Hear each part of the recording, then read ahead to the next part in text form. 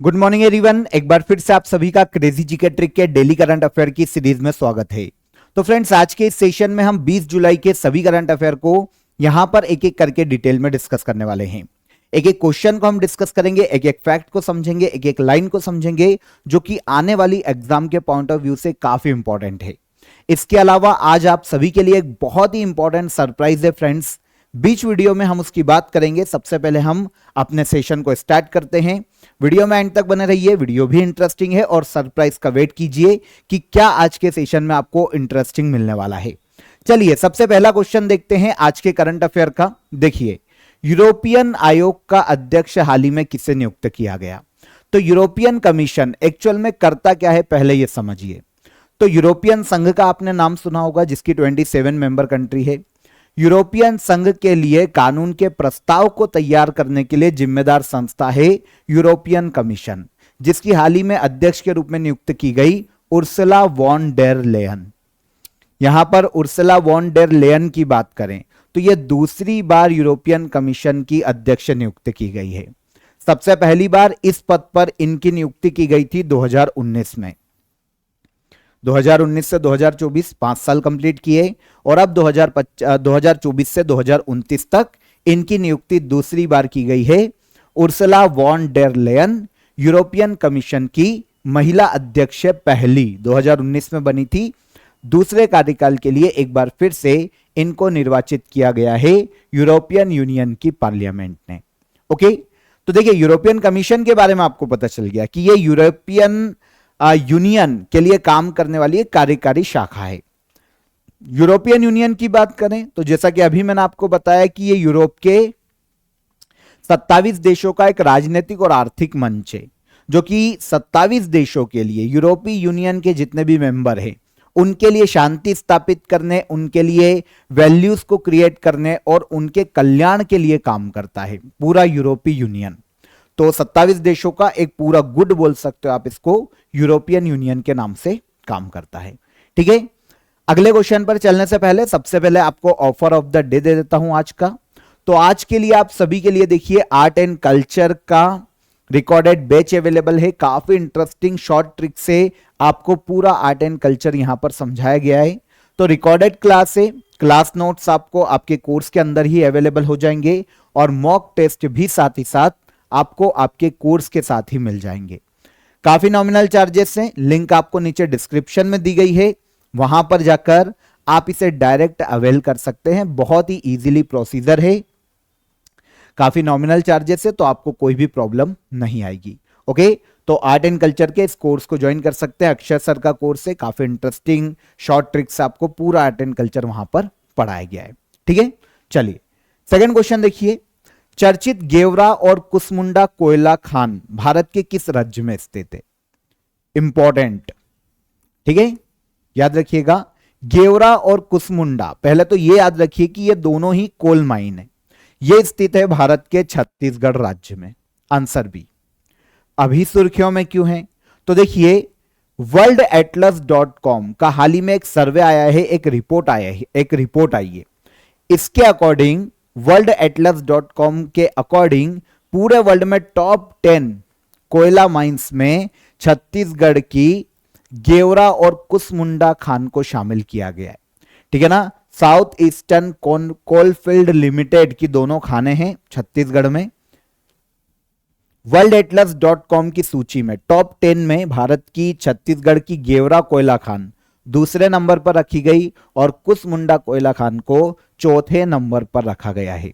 World की top 10 कोयला mines में, कोल माइंस में इनके जो सूची आई है टॉप 10 की, उसमें दोनों को शामिल किया गया। गेवरा नंबर 2 पर और कुसमुंडा कोल माइन नंबर 4 पर। ठीक है, देखिए, ये दोनों खाने मिलकर 2 मिलियन टन प्रति वर्ष कोयले का उत्पादन करती है। पूरे भारत में जितना भी कोयला प्रोड्यूस होता है उसका 10% तो ये दोनों अकेले मिलकर कर देती है, 100 मिलियन टन प्रति वर्ष। ओके, अब अगर इस सूची में टॉप कोयला खान की बात करें तो टॉप कोयला खान है यूएस की ब्लैक थंडर माइन, कोयले की खान है यूएस की, यह नंबर 1 पर है। नंबर 2 पर गेवरा खान इंडिया छत्तीसगढ़, और नंबर 3 पर नॉर्थ AR माइंस जो कि यूएसए में स्थित है। और फोर्थ पर फिर आ गई इंडिया की कौन, इंडिया की छत्तीसगढ़ में ही कुसमुंडा कोयला खान। तो टॉप 4 में टॉप 2 तो इंडिया की है, छत्तीसगढ़ की, ठीक है।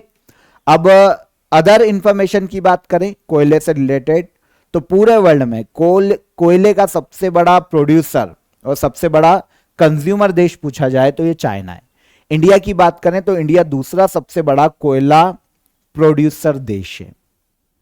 यूनाइटेड स्टेट मतलब यूएसए के पास वर्ल्ड के सबसे बड़े कोयले के भंडार देखने को मिलते हैं, लेकिन प्रोड्यूसर कौन, चाइना, ठीक है। कंज्यूमर कौन सबसे बड़ा, चाइना।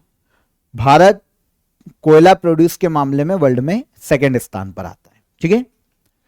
जुलाई 2024 में लंदन से वाघ नख भारत लाया गया है, यह किस मराठा शासक से संबंधित है। आप सभी को पता होगा वाघ नख है ना, जिसको उंगलियों में पहनकर किसी की छत्रपति शिवाजी महाराज इसको काफी यूज करते थे। मराठा साम्राज्य के गौरव छत्रपति शिवाजी महाराज महाराष्ट्र से, ओके, मराठा साम्राज्य से। तो इनका जो बाघ नख है एक प्रकार का हथियार, ये ब्रिटिश एम्पायर के पास था, तो ये लंदन चला गया था, तो लंदन के म्यूजियम में रखा था। अब जुलाई 2024 में इस बाघ नख को वापस इंडिया लाया गया है और 19 जुलाई को सतारा में इसकी प्रदर्शनी लगाई गई है। सतारा में इसको प्रदर्शित किया गया, लंदन से इंडिया लाया गया है वाघ नख को, जो कि छत्रपति शिवाजी महाराज से संबंधित है। आपने शिवाजी महाराज की काफी पेंटिंग देखी होगी। एक जनरल को मारते हुए बताते हैं अफजल खां, जो कि बीजापुर सल्तनत का एक जनरल था। इसको शिवाजी महाराज ने इस वाघ नख से उसकी हत्या की थी, ओके, 1659 में। तो शिवाजी महाराज से संबंधित है वाघ नख, याद रखिएगा, इंपॉर्टेंट है, पूछा जा सकता है। 8वीं शताब्दी में शिवाजी महाराज मराठा एम्पायर के पास ये था, सतारा में था। आगे चलकर 1818 ईस्वी में जो पेशवा आए आगे चलकर, उन्होंने गिफ्ट के तौर पर इस वाघ नख को ईस्ट इंडिया कंपनी को दे दिया था और ईस्ट इंडिया कंपनी ने वो भेज दिया लंदन, इंग्लैंड, और फिर तब से ये लंदन के म्यूजियम में था।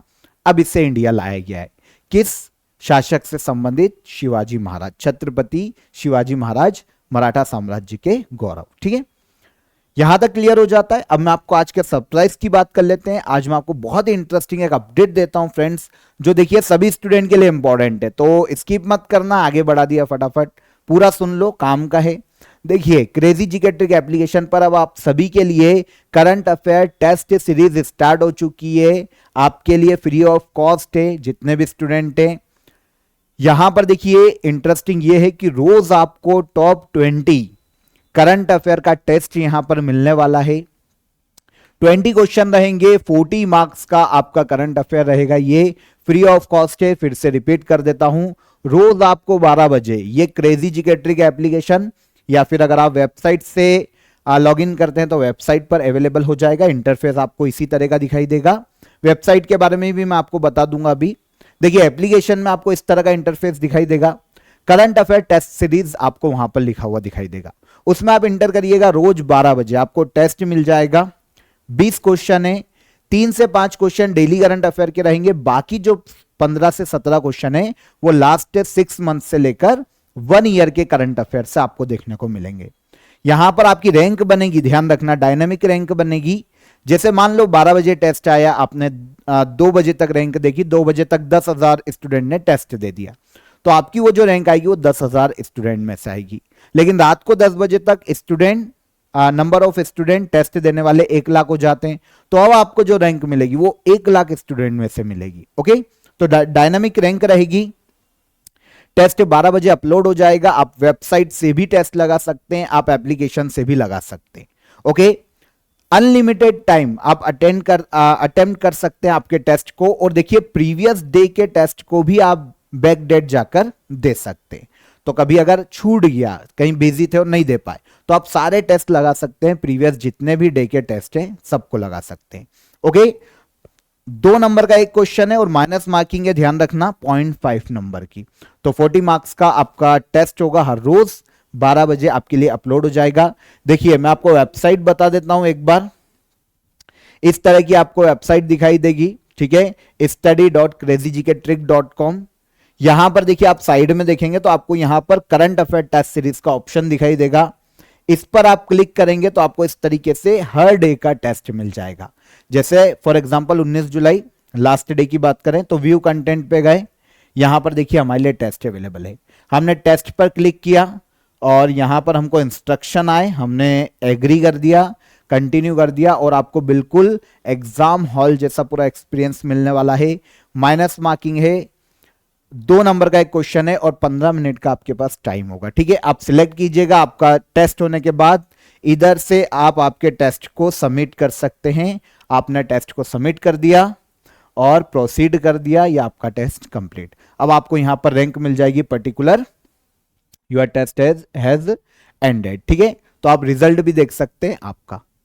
आई होप अपडेट अच्छा लगा होगा। फ्री ऑफ कॉस्ट है, हर स्टूडेंट को देना ही है। देखिए करंट अफेयर पढ़ना तो ठीक है, इंपॉर्टेंट है ही, लेकिन आपको आपकी परफॉर्मेंस चेक करती रहनी पड़ेगी, तभी आप किसी एग्जाम को क्रैक कर पाएंगे। तो परफॉर्मेंस रोज चेक कीजिए। 20 क्वेश्चन है, कहीं से भी रैंडम आपको क्वेश्चन आ सकता है। ऐसा भी नहीं है कि डेली करंट अफेयर से आ रहा है, कहीं से भी 6 मंथ 1 ईयर के करंट अफेयर से कहीं से भी 15 क्वेश्चन आ सकते हैं। 5 तो डेली करंट अफेयर के रहेंगे ही, पर वहां से भी आ सकते हैं। तो यहां पर जब pen India 1 lakh 10 lakh students में से आप अपनी रैंक देखेंगे तो यहां पर आपका कॉन्फिडेंस बढ़ेगा, अगर आप रोज टेस्ट लगाते हैं तो। ओके, तो आई होप आपको अपडेट अच्छा लगा होगा और काफी इंटरेस्टिंग चीज आपको यहां पर मिली है। फ्री ऑफ कॉस्ट है। देखिए फिर मैं आपको रिपीट कर रहा हूं, रोज आपको टेस्ट मिलेगा 12 बजे। लगाइए, एप्लीकेशन पे आइए, वेबसाइट पर आइए, लगाइए, फ्री ऑफ कॉस्ट। ओके, पर रोज लगाइए ताकि आपकी परफॉर्मेंस इंप्रूव हो, आपको पता चले आपने कहां गलती की है, ठीक है। तो आई होप आपको यह समझ में आ गया होगा। हम आगे बढ़ेंगे हमारे क्वेश्चन पर। आते हैं हम अगले क्वेश्चन पर। 4th क्वेश्चन देखिए, निम्नलिखित में से किस भारतीय वैज्ञानिक को कमिटी ऑन स्पेस रिसर्च कॉस्पर द्वारा कॉस्पर मैसी अवार्ड 2024 से सम्मानित किया गया? तो यह अवार्ड दिया गया है भारत के प्रहलाद चंद्र अग्रवाल को। आंसर ए यहां पर सही हो जाएगा। देखिए हाल ही में कमिटी ऑन स्पेस रिसर्च कॉस्पर की बैठक हुई थी, सम्मेलन हुआ था दक्षिण कोरिया के बुसान में। इस फैक्ट को भी ऐड कीजिएगा, इंपॉर्टेंट है। दक्षिण कोरिया के बुसान में यह बैठक हुई, यहां पर 2 साइंटिस्टों को अवार्ड दिए गए। इसमें प्रहलाद चंद्र अग्रवाल और अनिल भारद्वाज शामिल है। प्रहलाद चंद्र अग्रवाल को कॉस्पर मैसी अवार्ड 2024 से सम्मानित किया गया, ठीक है, अंतरिक्ष अनुसंधान के क्षेत्र में उनके योगदान के कारण, ठीक है। इसके अलावा अनिल भारद्वाज की बात करें तो इन्होंने विकासशील देशों में स्पेस साइंस रिसर्च के क्षेत्र में अपना योगदान दिया है, इसीलिए इन्हें विक्रम साराभाई मेडल से सम्मानित किया गया। वैसे विक्रम साराभाई मेडल इसरो, जो कि भारत की स्पेस एजेंसी है, और कॉस्पर, इन दोनों के द्वारा संयुक्त रूप से दिया जाता है। क्वेश्चन हमारा कॉस्पर मैसी अवार्ड से है, तो यह किसे दिया गया? यह दिया गया है प्रहलाद चंद्र अग्रवाल को, ठीक है। देखिए कमिटी ऑन स्पेस रिसर्च की बात करें, कॉस्पर की बात करें कि यह क्या है, तो अंतरराष्ट्रीय स्तर पर अंतरिक्ष क्षेत्र में रिसर्च, अनुसंधान, साइंटिफिक रिसर्च, इनको बढ़ावा देना, इनमें बढ़ोतरी के लिए सहयोग करने के लिए काम करने वाली संस्था है। स्थापना की गई थी 1958 में। हाल ही में इसका सम्मेलन हुआ है बुसान में, ठीक है। भारत में नशीली दवाओं की तस्करी और दुरुपयोग को रोकने के लिए कौन सी हेल्पलाइन शुरू की गई? तो केंद्र सरकार ने भारत में नशीली दवाओं की तस्करी और दुरुपयोग को रोकने के लिए हेल्पलाइन मानस की शुरुआत की है। आंसर सी करेक्ट हो जाएगा, ठीक है। भारत के जो गृह मंत्री है अमित शाह, उन्होंने हाल ही में मानस हेल्पलाइन, मानस इनिशिएटिव, इसकी शुरुआत की है। उद्देश्य क्या है? तो भारत में नशीली दवाओं की तस्करी को रोकना और उसके दुरुपयोग को रोकना। मानस एप्लीकेशन या मानस हेल्पलाइन बोल लो, मानस इनिशिएटिव बोल लो, इसका मुख्य उद्देश्य है, ठीक है ना। अब देखिए मानस के तहत एक तो टोल फ्री नंबर है सभी के पास 1933, एक वेब पोर्टल भी है, एक मोबाइल पोर्टल भी है, एक उमंग ऐप भी है। इन सब के माध्यम से देश के जो नागरिक है वो नशा मुक्ति और रिहैब सेंटर से सारी सलाह ले सकते हैं, सारी जानकारियां ले सकते हैं।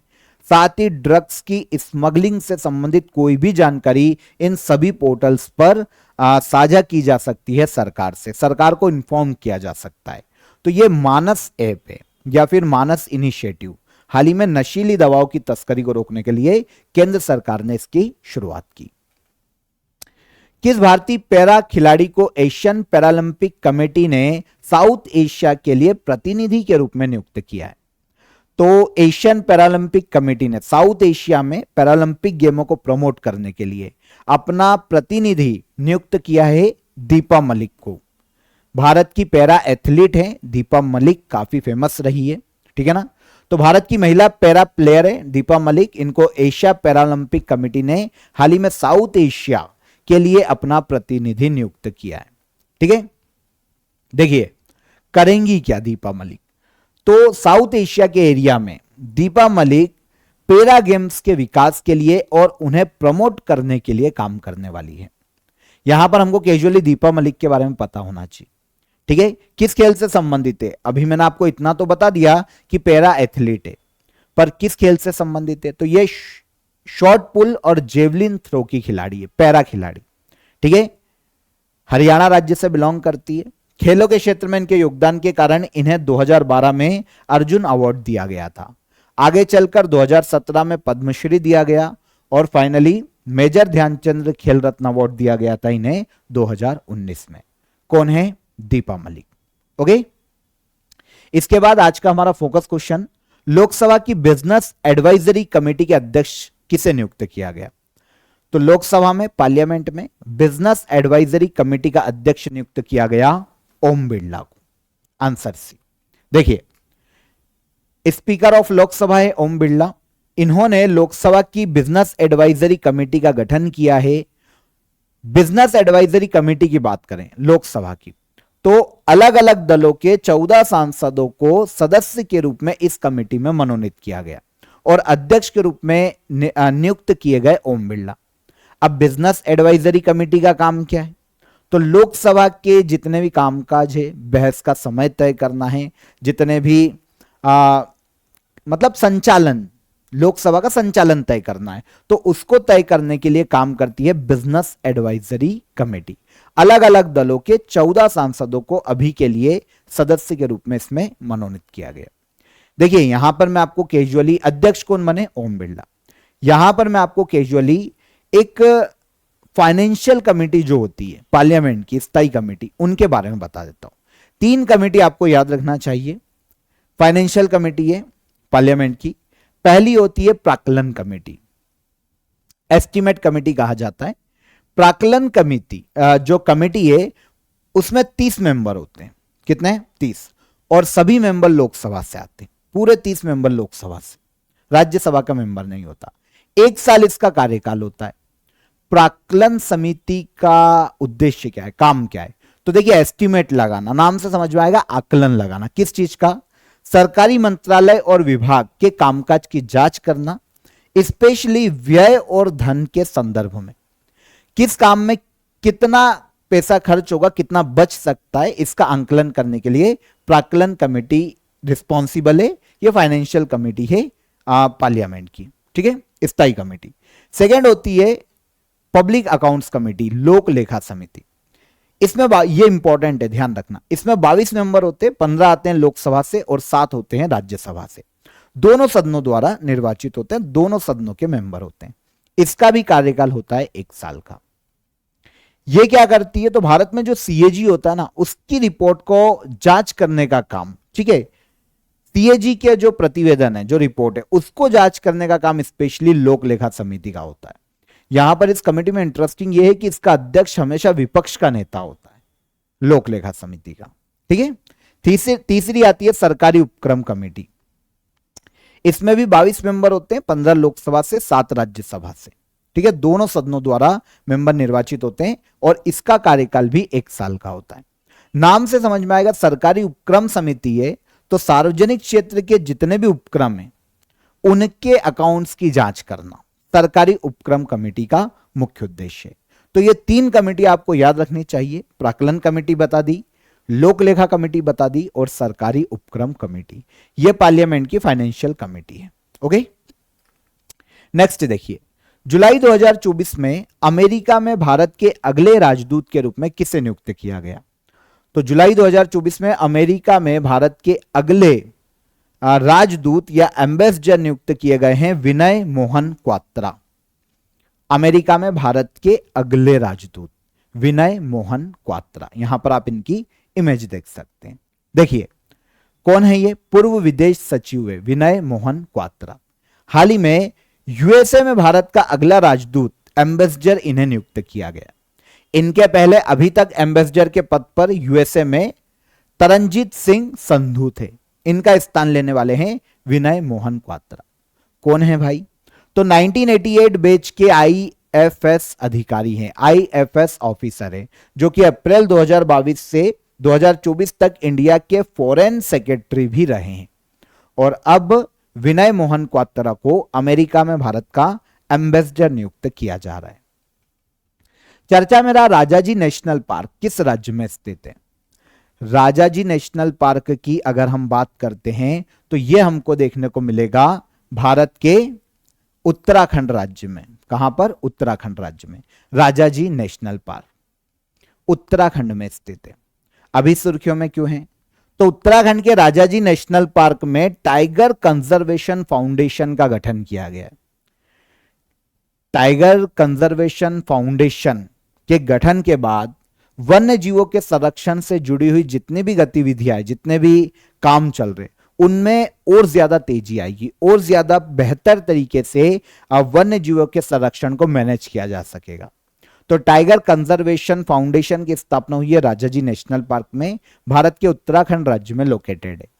1983 में इसकी स्थापना की गई थी और आगे चलकर 2015 में इसे टाइगर रिजर्व का दर्जा दिया गया था। ठीक है, स्वतंत्रता सेनानी रहे हैं सी राजगोपालाचारी, इनके नाम पर इस नेशनल पार्क का नाम पड़ा है राजाजी नेशनल पार्क। ठीक है, उत्तराखंड में स्थित है। लास्ट क्वेश्चन, विदेश मंत्री एस जयशंकर ने किस देश में भारत के पहले विदेशी जन औषधि केंद्र का इनॉग्रेशन किया? तो भारत के पहले विदेशी जन औषधि केंद्र का इनॉग्रेशन किसी अन्य देश में एस जयशंकर के द्वारा किया गया मॉरिशस में। Answer C. कहां पर? मॉरिशस में। ठीक है, उद्देश्य क्या है जन औषधि केंद्र का? तो इसका उद्देश्य कि भैया दोनों देशों के बीच में एफोर्डेबल जेनरिक मेडिसिन उपलब्ध हो सके। एफोर्डेबल सस्ती जेनरिक मेडिसिन सभी डिसीज के इलाज के लिए दोनों देशों को प्राप्त हो सके सही समय पर। यह उद्देश्य है पहले विदेशी जन औषधि केंद्र का, जो कि भारत के बाहर मॉरिशस में स्थापित किया गया है। किसके द्वारा? एस जयशंकर के द्वारा हाल ही में इसका इनॉग्रेशन किया गया। ठीक है, तो यहां पर हमने 20 जुलाई के सभी करंट अफेयर को समझ लिया, इंपॉर्टेंट थे। अब आ जाइए लास्ट डे के करंट अफेयर को हम एक बार यहां पर रिवाइज कर लेते हैं। पहला देखिए, वर्ल्ड का पहला निम्न तापमान थर्मल विलवणीकरण कहां स्थापित किया गया? तो कहां पर? लक्षद्वीप। सही है। Second, book power within the leadership legacy of Narendra Modi किसके द्वारा लिखी गई? तो ये R Bala Subramaniam. Third question, न्यायाधीश नोंगमी कॉपम कोटेश्वर सिंह ने सुप्रीम कोर्ट के जज के रूप में शपथ ली। सुप्रीम कोर्ट के जजेस को उनके पद की शपथ कौन दिलवाता है? तो ये दिलवाते हैं भारत के प्रेसिडेंट। किस राज्य सरकार ने लड़का भाऊ योजना की शुरुआत की है? तो लाडला भाऊ या लड़का भाऊ योजना है महाराष्ट्र सरकार की। लड़कों को आर्थिक सहायता दी जाएगी। राष्ट्रमंडल जूनियर और कैडेट चैंपियनशिप 2024 में श्रेया गुप्ता ने ब्रॉन्ज मेडल अपने नाम किया। किस खेल से संबंधित है? तो यह संबंधित है फेंसिंग, मतलब तलवारबाजी से। महिला एशिया कप 2024 का आयोजन किस देश में किया जा रहा है? महिला एशिया कप 2024 का आयोजन किया जा रहा है श्रीलंका में। आगे, चर्चित डेविस जल संधि कहां पर देखने को मिलेगी? तो यह अटलांटिक महासागर में हमको देखने को मिलेगी डेविस जल संधि। इसके बाद वर्ल्ड जूनियर स्क्वैश चैंपियनशिप में भारत के शौर्य बावा ने कौन सा मेडल अपने नाम किया? तो शौर्य बावा ने ब्रॉन्ज मेडल अपने नाम किया है वर्ल्ड जूनियर स्क्वैश चैंपियनशिप में। भारत के किस मंत्रालय ने अस्मिता परियोजना की शुरुआत की? तो अस्मिता परियोजना की शुरुआत की है मिनिस्ट्री ऑफ एजुकेशन ने। है ना। फिर लास्ट क्वेश्चन, वैज्ञानिक तथा औद्योगिक अनुसंधान परिषद की महानिदेशक कौन है? तो ये कौन है? एन कलेसेल्वी, नल्ला थम्बी कलेसेल्वी, वैज्ञानिक तथा औद्योगिक अनुसंधान परिषद की वर्तमान में डायरेक्टर जनरल के पद पर है। ओके, ठीक है। तो यहां पर लास्ट डे के सभी करंट अफेयर को हमने रिवाइज कर लिया। अब हम ले लेते हैं लास्ट डे के क्वेश्चन ऑफ द डे का answer. First BIMSTEC aquatics championship कहां आयोजित की गई? तो फरवरी 2024 में इसका आयोजन किया गया था नई दिल्ली में, है ना। यूपीआई सेवा स्वीकार करने वाला पहला यूरोपीय देश कौन? तो यह है फ्रांस। और फीफा वर्ल्ड कप 2026 का आयोजन किस देश में किया जाएगा? तो फीफा वर्ल्ड कप 2022 कतर में आयोजित किया गया था, 2026 में आयोजित किया जाएगा संयुक्त रूप से यूएसए, कनाडा और मैक्सिको में, 3 देशों में। आंसर मिल गए। अब आज के क्वेश्चन ऑफ द डे ध्यान से सुनिए। इंदिरा अम्मा योजना किस राज्य में शुरू की गई या किस राज्य की योजना है? North east India film festival कहां आयोजित किया गया था? और राष्ट्रीय अंतरिक्ष दिवस कब मनाया जाता है? तीनों ही क्वेश्चन इंपॉर्टेंट है, ध्यान से नोट कीजिए, कमेंट में आंसर कीजिएगा। वीडियो पसंद आया हो तो वीडियो को लाइक और शेयर कर दीजिए, चैनल को सब्सक्राइब कर लीजिए और करंट अफेयर टेस्ट सीरीज को ज्वाइन कीजिए। रोज टेस्ट लगाइए आप, इंपॉर्टेंट है आप सभी के लिए। 20 क्वेश्चन रोज हैं, आप अपने परफॉर्मेंस को चेक कर सकते हैं इजीली। 15 मिनट का टाइम फ्रेम है, आसानी से आप 15 मिनट निकालकर दिन में कभी भी वो टेस्ट दे सकते हैं। रोज वो टेस्ट 12 बजे अपलोड हो जाएगा दोपहर में, और आप कभी भी टेस्ट लगा लीजिए। ओके, वीडियो पसंद आए तो लाइक और शेयर कर दीजिएगा। कल फिर मुलाकात करेंगे नेक्स्ट डे के करंट अफेयर में। तब तक अपना ख्याल रखिए। जय हिंद, जय भारत।